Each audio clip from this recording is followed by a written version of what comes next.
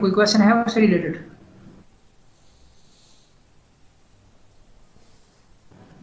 Hello. जी sir, नहीं है question कोई। अच्छा ठीक है, तो आज ना हम डिफरेंट वेरिएबल्स के बारे में डिस्कस करेंगे। तो सबसे पहले हम डिस्कस करेंगे बर्नौली रैंडम वेरिएबल। तो ये लास्ट टाइम भी मैंने आपको बताया था कि बर्नौली ट्रायल क्या होता है। बर्नौली ट्रायल एक ऐसा ट्रायल होता है जिसका आउटपुट या जो आउटकम है वो रैंडम होता है, लेकिन इसमें दो ही पॉसिबल आउटकम होते हैं। ठीक है, true false head tail yes और नो टाइप के। ठीक है, तो बर्नौली रैंडम वेरिएबल क्या करेगा, उन दो आउटपुट्स को मैप करेगा रियल नंबर पे। तो बर्नौली रैंडम वेरिएबल की डेफिनेशन,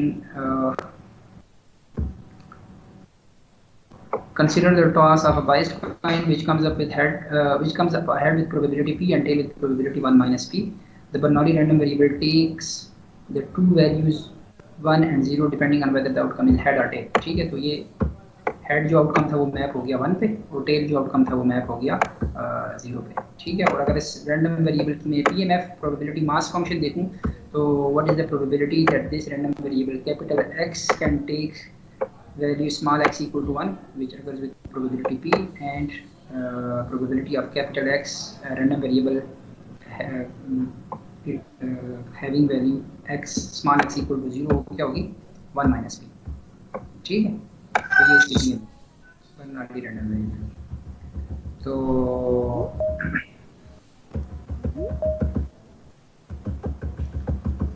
ये तो हमने कल डिस्कस किया था ना कि एक हमारे पास सैंपल स्पेस है। ठीक है, और इस सैंपल स्पेस में हम डिफरेंट इवेंट्स को मैप करते हैं to some real number using the definition of random variable. ठीक है, ये कल हमने डिस्कस किया था। जिस तरह ये वाला फोर साइडेड डायग्राम जो है, इसमें सैंपल स्पेस को मैंने मैप किया to some real number using the definition of random variable. ठीक है, मिसाल के तौर पे अगर मैं कहूँ कि रैंडम वेरिएबल की डेफिनेशन है maximum x is a random variable, और उसकी डेफिनेशन क्या है कि मैक्सिमम रोल। ठीक है, तो ये तीनों इवेंट्स जो है ना, ये तीनों जो हैं एलिमेंट्स टू, इसमें आउटपुट क्या है 1 2 2 2 और 2 1। ठीक है, तो इसमें जो रैंडम वेरिएबल के डेफिनेशन में से पास हो गई, ये आउटपुट किस पे मैप होगा 2 पे। ठीक है, इस तरह ये वाला जो है, ये वाला यहाँ से लेकर ये वाला 3 1, सॉरी 1 3 2 3 3 3 3 2 और 3 1, ये मैप होगा 3 पे। समझ आ रही है ना? तो सैंपल स्पेस के डिफरेंट इवेंट्स को रियल नंबर्स में मैप करना using the definition of the random variable, ये हमने कल डिस्कस किया था। इसमें कोई इशू तो नहीं है ना? है नो ना? सर। ठीक है। For all its simplicity, the Bernoulli random variable is very important. In practice, it is used to model a generic probability situation with just two outcomes. ठीक है, तो हेड टेल या यस नो, ये इसको अगर आप रियल वर्ल्ड एग्जांपल्स के साथ रिलेट करना चाहें तो ये कुछ एग्जांपल्स बता के दिए हैं जिसमें Bernoulli random variable इन्वॉल्व हो। ठीक है, the state of the telephone at a given time that can be either free or busy, a person who can either healthy or sick with a certain disease, the preference of a person who can be either for or against the candidate, certain political candidate। ठीक है, तो इस किस्म का scenarios को model करने के लिए हम बर्नौली रैंडम वेरिएबल का यूज़ करते हैं। Furthermore, by combining the multiple Bernoulli random variables, one can construct more complicated random variables. वो कैसे?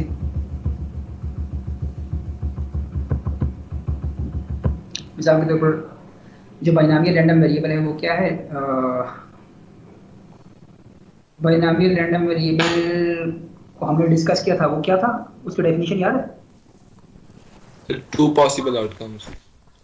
नहीं नहीं, वो तो बर्नौली बर्नौली ट्रायल की डेफिनेशन है ना। बर्नौली ट्रायल क्या होता है जिसमें दो पॉसिबल आउटकम्स हों।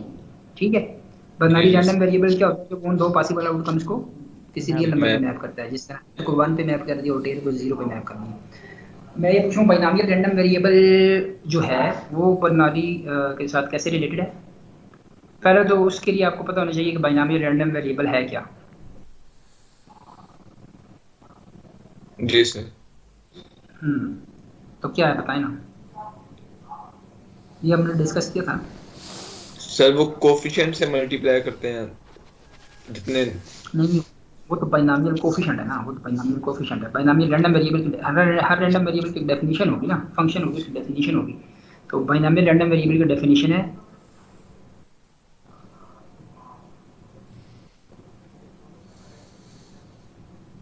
अच्छा, ये शायद हमने नहीं पढ़ी। नहीं पड़ी। अच्छा, इसका ये होता है ना, आपने फर्ज मिसाल के तौर पे n टाइम्स जो है ना एक कॉइन को टास्क किया, ठीक है, और कॉइन जो है उसके दो ही आउटकम्स हैं, तो इसका मतलब क्या है कि सीक्वेंस ऑफ बर्नौली ट्रायल्स आपने परफॉर्म किए, ठीक है। तो बाइनोमियल रैंडम वेरिएबल जो है वो बताता है आपको के हेड्स इन n प्रोसेस। तो के की वैल्यू कहाँ से कहाँ तक जा सकती है? 0 से एंड। 0 to n। हाँ, ये मेरे ख्याल में हमने डिस्कस किया था कि इसको बाइनोमियल रैंडम वेरिएबल कहते हैं। Yes sir. हाँ, तो ये बाइनोमियल रैंडम वेरिएबल की डेफिनेशन है कि के हेड्स इन एन टास्क, या इसको अगर आप कहें के सक्सेसेस इन एन ट्रायल्स, अगर मैं हेड को सक्सेस कहूँ, अगर आपके पास दो ही पॉसिबिलिटीज हैं, सक्सेस या फेलियर, ठीक है, तो या के हेड्स इन एन टास्क और के सक्सेसेस इन एन ट्रायल्स, इस चीज़ की प्रोबेबिलिटी जो है ना हम बाइनोमियल पीएमएफ से मॉडल करते हैं, ठीक है। और वो कैसे कि आपने क्या किया कि बायस्ड, तो इसका बर्नौली से कैसे रिलेशनशिप बन रहा है कि आपने एन ट्रायल्स परफॉर्म किए, एन बर्नौली ट्रायल्स परफॉर्म किए, जिसमें हर स्टेज पे जो है वो आपके पास दो ही पॉसिबल आउटकम्स हैं, उस एक्सपेरिमेंट को आपने एन टाइम्स रिपीट किया, ठीक है ना। इसका बाइनोमियल डाई के केस में जहाँ 4 चीजें अकर कर सकती हैं, उसमें आपने ये 2 चांसेस कैसे हो सकते हैं, ये सक्सेस या फेलियर वाले? यानी हम इस तरह कहेंगे कि अगर जैसे 4 अकर करने के कितने चांसेस है, तो वो आता है तो वो सक्सेस है, नहीं आता तो फेलियर है।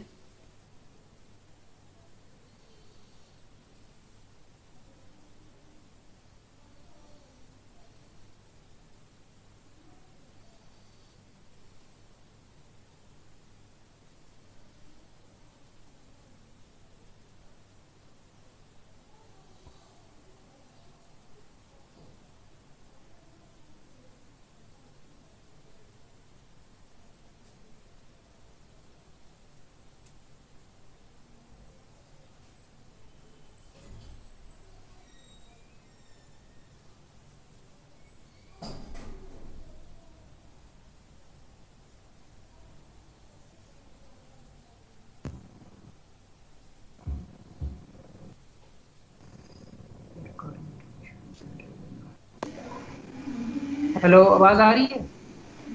सर अब आ रही है, Yes, sir. पहले पता नहीं, आप अगर जी बोल सर, रहे अब हैं। आ रही है।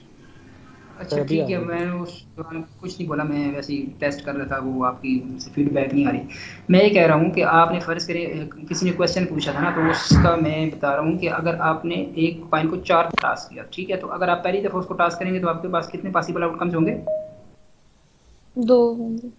2। तो इसी तरह दूसरी दफ़ा टास्क करेंगे तो भी 2 आउटकम्स हैं, तीसरी दफ़ा टास्क करेंगे तो भी 2 आउटकम्स हैं, और चौथी दफ़ा टास्क करेंगे तो भी 2 आउटकम्स हैं। इसका मतलब है कि हर ट्रायल में आपके पास 2 आउटकम्स हैं। इसका मतलब है कि हर ट्रायल जो है ना, every trial is a Bernoulli trial, और सीक्वेंस ऑफ बर्नौली ट्रायल्स हैं, ठीक है। तो इन सीक्वेंस ऑफ बर्नौली ट्रायल्स को यूज़ करते हुए आप बाइनोमियल रैंडम वेरिएबल को डिफाइन करते हैं कि what is the probability of getting के सक्सेसेस इन एन ट्रायल्स और के हेड्स एन टॉसेस, ठीक है, ये सेम सर मैं ये है। पूछ रही थी कि डाई के केस में आप सक्सेस और फेलियर को कैसे डिफाइन कर सकते हैं? मतलब अगर डाई के डाई केस में हम रोल, उसमें 4 नहीं, पॉसिबल। मैं यही बता रहा हूँ कि बाइनोमियल रैंडम वेरिएबल जो है वो सीक्वेंस ऑफ बर्नौली ट्रायल्स से रिलेटेड है, जिसमें 2 ही पॉसिबल आउटकम्स हों, उस केस में आप नहीं डिफाइन कर सकते ना। Yes sir. उस केस में बर्नौली होगा, ठीक है। हाँ, वो बाइनोमियल रैंडम वेरिएबल नहीं होगी जिसमें आउटकम हर ट्रायल में 2 से ज़्यादा हों, ठीक है सर।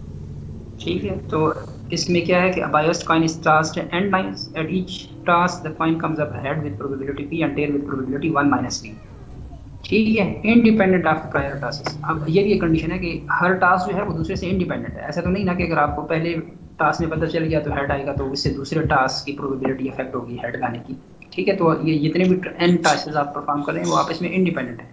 इंडिपेंडेंट से मतलब हमने डिस्कस किया था कि पहले ट्रायल में जो रिजल्ट है वो दूसरे ट्रायल की रिजल्ट को अफेक्ट नहीं करेगा, उसकी प्रोबेबिलिटी को अफेक्ट नहीं करेगा, ठीक है। तो let X be the number of, let, अब बाइनोमियल रैंडम वेरिएबल की डेफिनेशन यहाँ आ रही है, let X be the number of heads in the n task sequence, ठीक है। X is x is shown in capital and it represents here the binomial random variable, और इसकी possible values हो सकती हैं 0 से लेकर n तक। तो we refer to x as a binomial random variable with parameter n and p। मैंने आपको बताया था कि हर रैंडम वेरिएबल के साथ एक pmf एसोसिएटेड होती है डिस्क्रीट के केस में, ठीक है। अगर डिस्क्रीट रैंडम वेरिएबल है कोई भी, तो उसकी एक pmf होगी, क्योंकि वो सारे सैंपल स्पेस को मैप कर रहा है रियल नंबर पे। और रैंडम वेरिएबल की तमाम पॉसिबल वैल्यूज की कुछ ना कुछ आपके पास प्रोबेबिलिटी होगी। तो उन प्रोबेबिलिटीज को मैं सम करूंगा तो वो मुझे एक 1 की इक्वल होगा। उन सम प्रोबेबिलिटी को सम करूंगा तो एक पीएमएफ जो है सर आप एक वो दफ़ा पीएमएफ दोबारा एक्सप्लेन कर दें, क्योंकि कल मैं भी नहीं थी और फिर रिकॉर्डिंग भी नहीं हो सकी। अच्छा पीएमएफ देखो बच्चे, ये पीएमएफ बेसिकली क्या है कि रैंडम एक्सपेरिमेंट का मॉडल है, ठीक है, जिसको देख के आपको आइडिया हो जाए कि इस आउटकम के आने की प्रोबेबिलिटी कितनी है या दूसरे आउटकम के आने की प्रोबेबिलिटी कितनी है, ठीक है। मिसाल के तौर पर मैंने एग्जांपल दी थी कि आप जो है ना आपके पास एक्सपेरिमेंट जो है फर्ज करें आपने डाई को रोल किया तो आपके पास पॉसिबल आउटकम्स हैं 1 2 3 4 5 6। तो अगर रियल नंबर अगर रैंडम वेरिएबल इसको मैप कर दे रियल नंबर से, फर्ज तो 1 को 1 पे मैप कर दिया, 2 को 2 को 3 पे 3 पे 4 पे 5 पे 6, ठीक है। और हर आउटकम के अगर आने की प्रोबेबिलिटी जो है वो क्या है, इक्वल है। तो हर वैल्यू के आने की प्रोबेबिलिटी क्या होगी 1/6 1/6, ठीक है। तो अब मुझे ये बताएं कि अगर एक्स एक्सिस पे मेरे पास रैंडम वेरिएबल की वैल्यूज हों जो कि क्या होंगी 1 2 3 4 5 एंड 6, और वाई एक्सिस पे मेरे पास इनकी प्रोबेबिलिटी हो कि 1 के आने की प्रोबेबिलिटी कितनी है 1/6, 2 के आने की प्रोबेबिलिटी 1/6 और इस तरह 6 के आने की प्रोबेबिलिटी 1/6। आपके पास एक रेक्टेंगुलर डिस्क्रीट पल्स, तो ये बेसिकली सर कंप्लीट जो है ना डिस्टर्ब पीएमएफ है बहुत है, आपकी आवाज नहीं आ रही सही। जी। ये डिस्टर्बेंस आपकी आवाज आप नहीं आ लोग रही। अपने माइक साफ कर दें सारे, आप लोग सारे अपने माइक साफ कर दें।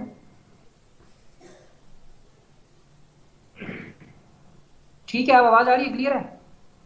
जी सर अब क्लियर है। Yes sir. Yes sir. अच्छा अच्छा, मैं ये कह रहा हूँ कि आपने अपने रैंडम एक्सपेरिमेंट के जो आउटकम्स थे उनको मैप किया through random variable to some real numbers. अब आपके पास रियल नंबर्स हैं, अब उन रियल नंबर्स के आने की प्रोबेबिलिटी क्या है। अगर वो हर रियल नंबर की आने की प्रोबेबिलिटी आपको पता है तो इसका मतलब है कि आपको पीएमएफ, ये इन्फॉर्मेशन आपको पीएमएफ से मिलेगी। सही। क्लियर हुआ कि नहीं हुआ, दोबारा बताऊँ? सर आपने कहा कि अगर हर रियल नंबर के आने की प्रोबेबिलिटी क्या है उसकी इंफॉर्मेशन हमें पीएमएफ देता है। हाँ, तो पीएमएफ रैंडम वेरिएबल, पीएमएफ में एक्स एक्सिस पे रैंडम वेरिएबल की वैल्यूज होती हैं और वाई एक्सिस पे उसकी आने की प्रोबेबिलिटी होती है, सही है, समझ आ गई। ठीक है। हाँ, तो अब हम हर रैंडम वेरिएबल के साथ एक अबे ये नहीं प्रोबेबिलिटी, है, ये तो गंदी है। विचर 3 देख, विचर 3 का गेम प्ले देख। 2 भी गंदी है, 3 का देख। हाँ से यार माइक अपना बंद कर दिया करो ना।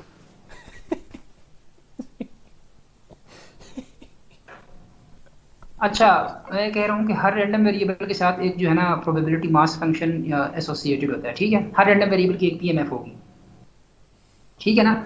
अब पीएमएफ की कुछ शेप भी तो होगी ना। अब जैसे मिसाल के तौर पे अगर मैंने आपको कहा कि आप एक पॉइंट को टास्क करें तो क्या पॉसिबिलिटी आउटकम की हेड टेल, ठीक है। और अगर वो इक्वली लाइकली है तो आपको हेड को अगर मैं 1 पे मैप करूं और टेल को अगर 0 पे मैप करूं तो आपको दो बार्स नजर आएंगे with height of 1/2 and 1/2 at yes 0 and 1, ऐसा ही है, जी बिल्कुल। ठीक है। लेकिन अगर मैं ये कहूँ कि कॉइन जो है वो बाइस्ड है तो अब क्या होगा, फर्ज करें कि उसकी प्रोबेबिलिटी डिफरेंट हो हेड के आने की 0.7 है और टेल के आने की 0.3 है, तो आपको 1 पे दो 0.7 की हाइट नजर आएगा और 0 पे आपको 0.3 की हाइट का बार नजर आएगा, यस ठीक है। सर। जी तो Yes. पहले पीएमएफ शेप जब इक्वली लाइकली थे तो सिमेट्रिक थी ना, अब थोड़ी स्क्यूड हो गई प्रोबेबिलिटी के चेंज होने से, ऐसा ही है ना। जी सर तो ऐसे ही। जी सर। हर रैंडम, तो मैं ये कहना चाह रहा हूँ कि जो मकसद है बताने का वो ये है कि हर रैंडम वेरिएबल के साथ एक पीएमएफ एसोसिएटेड होती है। उस पीएमएफ की कुछ शेप होती है, वो शेप डिटरमिन करती है पैरामीटर्स। तो बाइनोमियल रैंडम वेरिएबल के केस में जो ये इक्वेशन आपको नजर आ रही है, इसको अगर आप, ये वाली इक्वेशन, ठीक है, इसको आप डिफरेंट वैल्यूज ऑफ के लिए अगर इसको आप प्लॉट करें तो आपको एक शेप नजर आएगी, लेकिन वो शेप चेंज होगी with changing values of n and p. तो ये दो पैरामीटर्स हर डिस्ट्रीब्यूशन या हर पीएमएफ के साथ कुछ पैरामीटर्स होते हैं जो उसकी शेप को कंट्रोल कर रहे होते हैं। जिस तरह बर्नौली के केस में जो शेप कंट्रोलिंग पैरामीटर है वो क्या है, the value of P. If P is equally likely तो आपको दो इक्वल हाइट के बार्स नजर आएंगे और आपको पीएमएफ की शेप सिमेट्रिक नजर आएगी। अगर पी की वैल्यू जो है हेड के आने की प्रोबेबिलिटी ज़्यादा है या कम है, डिफरेंट है टेल के आने की प्रोबेबिलिटी से, तो आपको एक अनसिमेट्रिक सी जो है तो प्रोबेबिलिटी मास फंक्शन की शेप नजर आएगी। तो इसका मतलब है कि हर रैंडम वेरिएबल के साथ एक पीएमएफ एसोसिएट होती है और उस पीएमएफ के कुछ पैरामीटर्स होते हैं जो उसकी शेप को कंट्रोल करते हैं। ठीक है, तो बाइनोमियल के केस में जो दो पैरामीटर्स हैं वो हैं एन और पी। अगर आप एन और पी को चेंज करेंगे तो आपके बाइनोमियल पीएमएफ की शेप को आप चेंज कर सकते हैं या कंट्रोल कर सकते हैं। ठीक है, तो ये एन और पी क्या है, basically parameters of the PMF है। ये यहाँ पे लिखा हुआ है, we refer to x as a binomial random variable with parameters n and p। ठीक हो गया, तो the PMF of x consists of the binomial probabilities that were calculated in section 1.4। ये हमने लास्ट टाइम कैलकुलेट भी की थी, याद हो आपको कि 1.5 दफा हमने टास्क किया। तो what is the probability of getting 3 heads in 5 tosses or 4 heads in 5 tosses from 0 to 5, हाँ? तो यही आया था आपके पास। ठीक है, इस तरह का एक्सप्रेशन आएगा k = 0 से 1 2 up to n। क्लियर है आपको या इसमें कोई क्वेश्चन है? क्लियर है सर। सर क्लियर है। अच्छा ठीक है, तो आगे चलते हैं। Note that here and elsewhere we simplify notation and use k instead of x। ये कह रहा है कि अभी तक हम डिस्कस कर रहे थे ना कि रैंडम वेरिएबल कैपिटल X है and the value that this random variable can take is represented by small x। तो यहाँ पे वो कह रहा है कि हमने केसेस को रिप्रेजेंट कर रहे हैं instead of x to denote the experimental values of value random variable. तो नॉर्मलाइजेशन प्रॉपर्टी जो कि हर पीएमएफ सेटिस्फाई करेगी वो ये है कि सम करें प्रोबेबिलिटी को और ऑल वैल्यूज ऑफ x तो वो इक्वल होनी चाहिए 1 के। तो इसी तरह बाइनोमियल रैंडम वेरिएबल को अगर सम करें और ऑल वैल्यूज ऑफ k, क्योंकि हमने x को रिप्लेस कर दिया k से, तो k की वैल्यूज क्या हैं 0 से n तक, तो उसको सम करें आप 0 से n तक तो वो 1 के इक्वल होनी चाहिए यूजिंग द नॉर्मलाइजेशन प्रॉपर्टी। ठीक है, तो ये कुछ special cases, some special cases of binomial PMF are sketch. तो ये मैंने आपको बताया था ना, एन और पी पैरामीटर्स हैं जो इसकी शेप को कंट्रोल करते हैं। अगर आप एन को 9 रखें और पी को 1/2 रखें तो ये शेप आएगी। अगर आप एन को चेंज कर दें, n is large and p is small, तो ये शेप आएगी इस तरह की। तो बेसिकली पैरामीटर्स के थ्रू आप शेप बाइनोमियल पीएमएफ की चेंज हो सकती है। तो ये पीएमएफ है। देखिए एक्स एक्सिस पे वो वैल्यूज है जो रैंडम वेरिएबल ले सकता है और वाई एक्सिस पे उनकी प्रोबेबिलिटी है। ठीक है, तो ये बेसिकली कंप्लीट पीएमएफ है जिनकी तमाम वैल्यूज को अगर सम किया जाए तो 1, और ये भी एक कंप्लीट पीएमएफ है जिसकी तमाम वैल्यूज को अगर सम किया जाए तो 1 के इक्वल होंगी। तो एक्स एक्सिस पे वो वैल्यूज, वाई एक्सिस पे आपके पास उन वैल्यूज के आने की प्रोबेबिलिटी है। तो यहाँ पे लिखा हुआ है the PMF of a binomial random variable if p is equal to half the PMF is symmetric. ठीक है, अगर p जो है हाफ है तो सिमेट्रिक होगी। सिमेट्रिक से मुराद ये कि सेंटर पॉइंट से लेफ्ट साइड पे जो जितना वेट होगा उतना ही राइट साइड पे होगा। ठीक है, otherwise the PMF is skewed towards 0 if p is less than 1/2 and towards n if p is greater than 1/2। तो यहाँ पे चूंकि p स्मॉल है सो ये skewed है towards 0, और अगर p 1/2 से बड़ा हो तो ये skewed होगी towards n। तो बताने का मकसद ये है कि ये पैरामीटर्स हैं जो इसकी शेप को कंट्रोल करते हैं। ठीक है, क्लियर है? Yes sir. अच्छा ठीक है यार। इसी तरह एक दूसरा रैंडम वेरिएबल है geometric random variable. Geometric random variable की डेफिनेशन क्या है कि the number of trials you perform until you get the first success, the number of trials you perform, the number of task you perform until you get the first head. कि आप कितने trials perform करेंगे कि आपको success मिलेगी या head आपको होगा।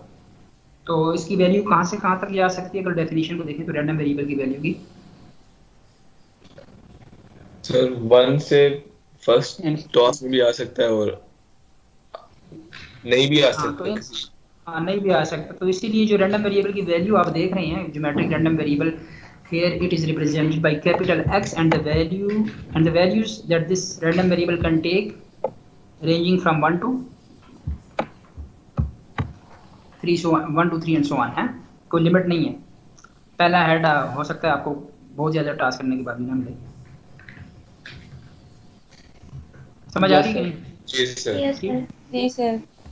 ठीक है, तो ये ज्योमेट्रिक रैंडम वेरिएबल की डेफिनेशन है। Suppose that we repeatedly and independently toss by its kind independently, ठीक है, with the probability of head equal to p where p is 0 to between 0 and 1, the geometric random variable is the number of tosses needed for a head to come up for the first time। समझ आ गई ना कि कितने task आप करें कि आपको पहला हेड मिल जाए। तो इसको कैसे डिफाइन करें कि the number of heads the number of tosses until you get the first head or the number of trials until you get the first success। ठीक है जी सर। तो उसकी प्रोबेबिलिटी कैसे फाइंड करेंगे? Probability that probability that you get फर्ज करें मैं आपसे कहूँ, फर्ज करें आप फाइंड करें what is the probability that you will get head in the 5th task, इसकी क्या probability होगी? इसका मतलब क्या है? इसका मतलब ये है कि पहले 4 टास्क में टेल आया है, ऐसा ही है ना? जी सर। और 5वें पे हेड आया, ठीक है, और टास्क आपस में क्या है? इंडिपेंडेंट है। तो अब इनकी प्रोबेबिलिटी क्या होगी? Probability of getting tail in the first task, intersection probability of getting tail in the second, intersection probability of getting tail in the third, tail in the fourth, and then head in the yes. head in the fifth. तो अब ये intersection reduce हो जाएगा किसमें? Product में, क्योंकि independent है price. Yes. हाँ, तो ये आएगा 1 माइनस पी। अगर प्रोबेबिलिटी ऑफ हेड पी है तो टेल की 1 माइनस होगी ना, तो 1 minus P into 1 minus P into 1 minus P into 1 minus P, 4 times 1 minus P हो जाएगा, और फिर लास्ट में क्या आएगा? Into probability of P. हाँ, तो ये यही है कि अगर के ट्रायल्स आपको परफॉर्म करना पड़े until you get the first success, तो उसकी प्रोबेबिलिटी होगी 1 माइनस पी पावर के माइनस 1 इंटू पी। जी सर। जी सर। ठीक है, और ठीक है। चूंकि ये एक वैलिड लेजिटिमेट पीएमएफ है तो ये सेटिस्फाई करेगा इस नॉर्मलाइजेशन प्रॉपर्टी को, कि अगर आप पीएमएफ की वैल्यूज को सम करें और all possible values of the K from 1 to infinite, so this sum must be equal to 1। ठीक है। ठीक, उसने प्रूफ इधर करके दिए हुए थे, आप इधर से देख लें। ठीक है, समझ आ गई? जी सर। ये बेसिकली ज्योमेट्रिक रैंडम वेरिएबल के लिए ये है शेप। तो इसमें बेसिकली ये पी को चेंज करने से जो है ना कंट्रोल हो रही है इसकी शेप। ठीक है, अगर पी को आप बढ़ा देंगे तो ये इस तरह ऊपर से स्टार्ट होगा, और अगर पी को कम कर देंगे तो नीचे से स्टार्ट होगा थोड़ा।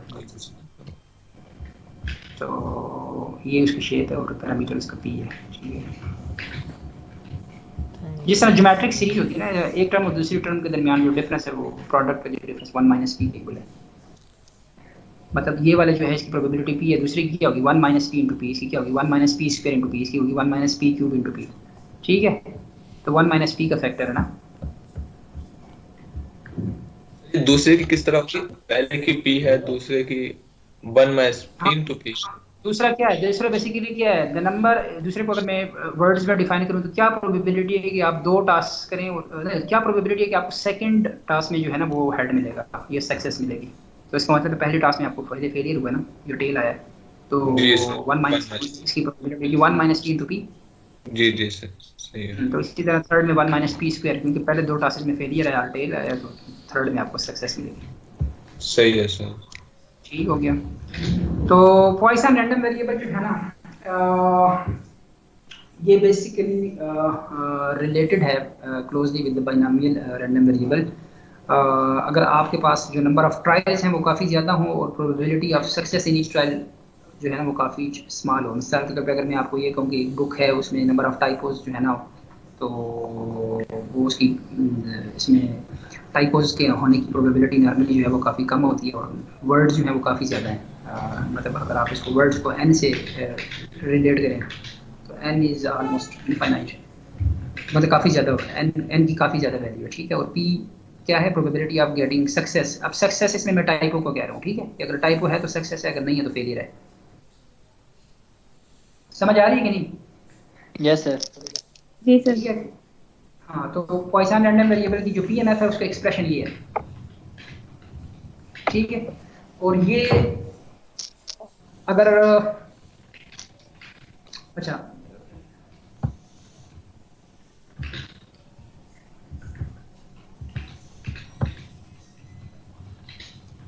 ये इसको मैं डिस्कस करता हूँ। पहले आप ये एक्सप्रेशन देख लें। ठीक है, इसमें लैम्डा क्या है? Where lambda is a positive number, positive parameter characterising the PMF. मैंने आपको बताया ना, हर पीएमएफ के साथ एक पैरामीटर एसोसिएटेड होता है जो इसकी शेप को कंट्रोल करता है। तो पॉइसन के केस में वो लैम्डा वो पैरामीटर है जो इसकी शेप को कंट्रोल करता है। ठीक है, अब लैम्डा क्या है वो आगे मैं बताता हूँ। उससे पहले आप देखें कि ये चूंकि एक लेजिटिमेट पीएमएफ है, इसलिए इसको अगर मैं सम करूँ और all values of the random variable that can take, तो इसको 1 की इक्वल होना चाहिए। ठीक है, तो ये इसका प्रूफ दिया हुआ है। ई माइनस लैम्डा को उसने बाहर करके समीशन रनिंग वेरिएबल चूंकि के इस पे अप्लाई किया, तो ये आपके पास ये आ जाएगा, और फिर ये सीरीज है, पावर सीरीज ये है किसकी, एक्सपोनेंशियल की, e raise to power lambda की। ठीक है, तो लैम्डा माइनस लैम्डा, तो ये आपस में प्रोडक्ट होकर 1 के इक्वल हो जाएंगे। ठीक है, ये टर्म जो है। ठीक है, तो अब इसको क्या है, to get a feel for the Poisson random variable, think of a binomial random variable with a very small p and a very large n. For example, consider the number of typos in a book with a total of n words. When the probability p that any one word is misspelled is very small, associate a word with a coin toss which comes ahead when the word is misspelled, or the number of cars involved in accidents in a city on a given day. तो अब ये Poisson random variables की वो scenarios बता रहा है जिसमें हम उसको मॉडल करेंगे विद पॉइसन रैंडम वेरिएबल। तो मिसाल के तौर पर उसने पहली एग्जांपल दी कि आपके पास, आप देखना चाहते हैं कि जी मेरे पास number of typos in a book, तो आपके पास n वर्ड्स हैं फर्ज करें बुक में। ठीक है, तो टाइपोज जो है ना वो को रिलेट कर दें आप हेड के साथ या सक्सेस के साथ।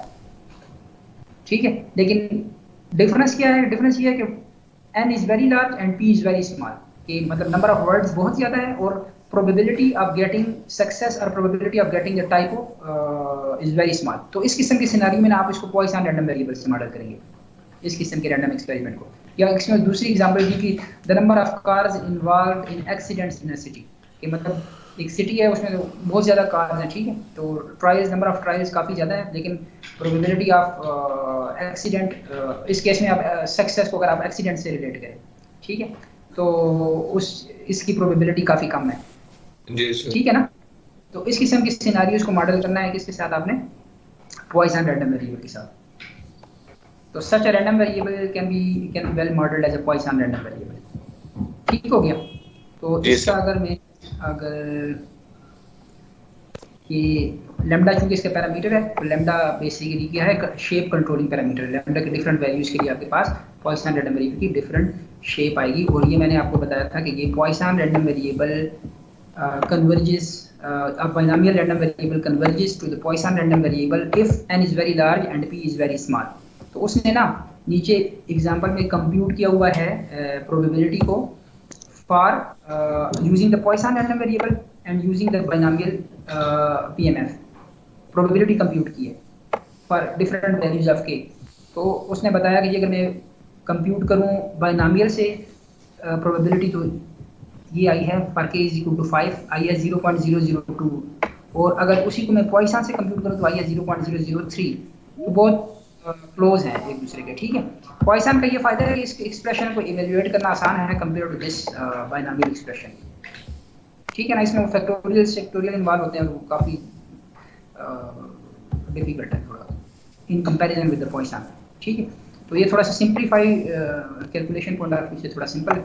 तो अगर आपको ऐसा सिनेरियो मिल जाए जिसमें नंबर ऑफ ट्रायल्स काफ़ी ज़्यादा हो, probability of success in each trial जो है वो स्मॉल हो, तो उसको आप जाइए कि बाइनोमियल से रैंडम वेरिएबल से मॉडल करें, आप इसको पॉइसन रैंडम वेरिएबल से मॉडल करेंगे। और यहाँ उसने एक एग्जांपल में बताया हुआ है कि let n is equal to 100 and the probability of success in each trial is 0.01।